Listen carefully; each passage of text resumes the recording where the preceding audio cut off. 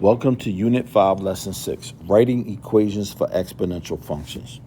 Let's decide what information we need to write an equation for an exponential function. Okay, let's look at our warm-up for the day. Discuss with a partner why these expressions are all equivalent. Well, the first thing we're going to do is transform this into a radical, 64, or we could just put it in a calculator like it is. The 64 to the 1/3, the denominator becomes the index on your root, the number outside your radical, and the numerator is your exponent. And we know that the cube root of 64 is 4. We have a poster on the wall in the room that proves it. Now, let's look at B. We know that 8 squared is 64 to the 1/3, which equals the cube root of 64, which equals 4. Now let's look at C. 2 cubed is 8 to the 2/3. Now what I'm going to do with this fraction is I'm going to separate the fraction into 2 times 1/3. I can do that because when we multiply fractions, tops multiply tops and bottoms multiply bottoms. So that gives me 8 squared to the 1/3. And it's the same as the previous two, which is just 4. Okay, now let's look at D. 8 to the 1/3. The cube root of 8 equals 2. And then when I square that, I get 4. And then E is just like the first 3.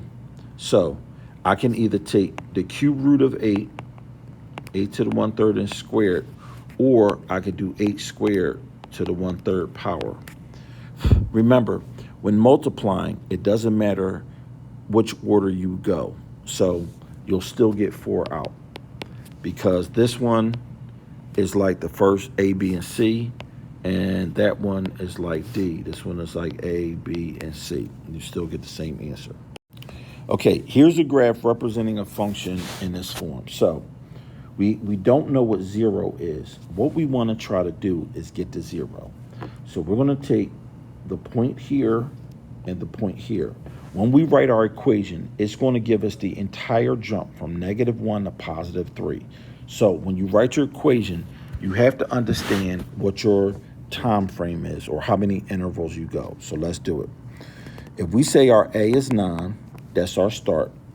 Our B is the number on the right, the output of the number on the right, divided by the output of our start. And this is going to give us 16 over 9 divided by 9 over 1 is 16 over 9 times 1 over 9, which gives us 16 over 81. Remember, all whole numbers can be written over 1. And then when we divide fractions, we keep, change, flip. Keep the first fraction, change, divide the multiply, and flip the second fraction. So to write our equation, we got 9 to the 16 over 81 to the x. Now, this x represents 1, 2, 3, 4, 5, 6, 7, 8 jumps. This represents 8 intervals. An interval is just a block of time. That's all an interval is. And you see that there are 8 of them. But there are also 2 jumps to get to 0. So 1, 2. So we could divide it into sections like this.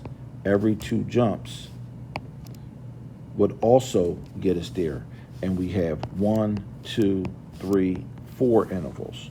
So I'm going to show it to you both ways because there's going to be a question on the quiz that's going to ask you to change your intervals. So now that we got this, what we're going to do is take our factor. So I'm going to leave it in red. I should have probably did a different color.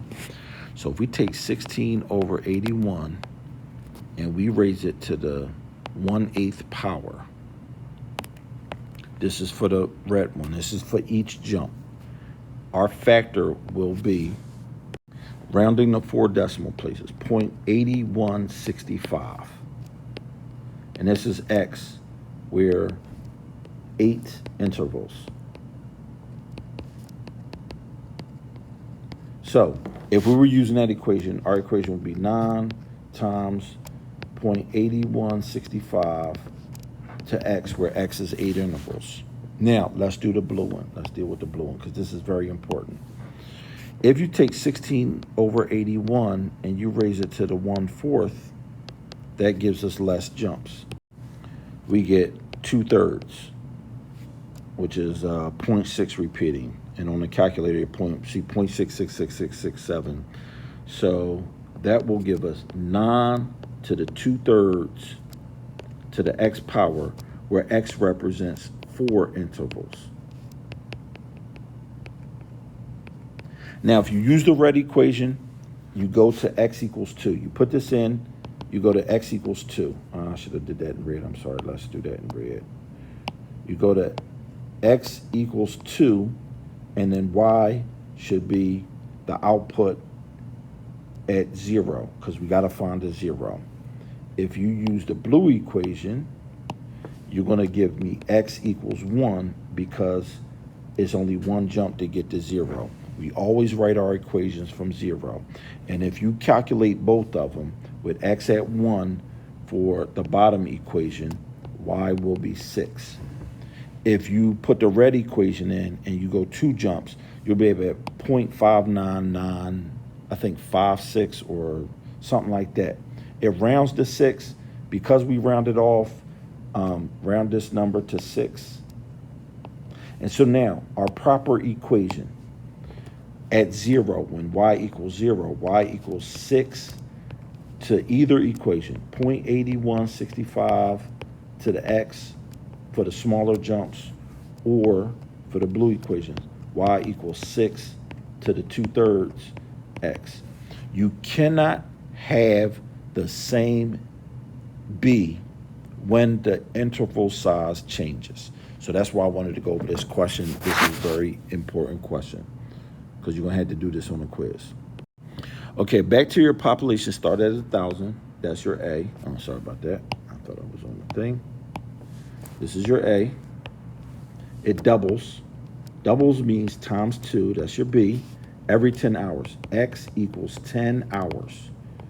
Please write this down when you write equations. So we got 1,000 to the 2. X equals 10 hours. Okay, now explain why these expressions are the same. 2 to the 1/10 represents 1 hour out of every 10. So this will give you to the hour. So now, with fractions, h over 10 can be h over 1 times 1 over 10, or h over 10 can be 1/10 times h over 1. When it comes to adding and multiplying, it does not matter which way the numbers go. You can switch up the order of the numbers. So that's why these expressions are the same, and that's why they give you to the hour, because you took our original expression, divided it by 10, that gives you down to 1 hour. Okay, now, by what factor does the bacterial population grow? It grows 2 to the 1/10, and then as a decimal, rounded to 4 decimal places.